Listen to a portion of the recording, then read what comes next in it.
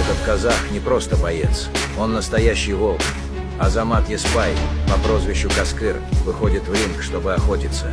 Его удары, как укусы хищника, и каждый бой заканчивается нокаутом. Настоящий волк из Казахстана. От него отказывались все, потому что каждый, кто решался, получал удар в печень. На топ-дог 39 против Каскыра вышел Мансур Азербиев.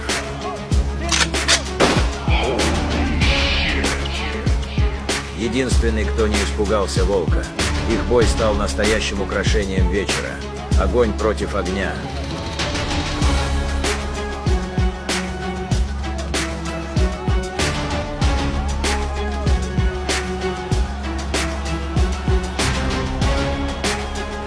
Победа за Каскыром – единогласное решение судей.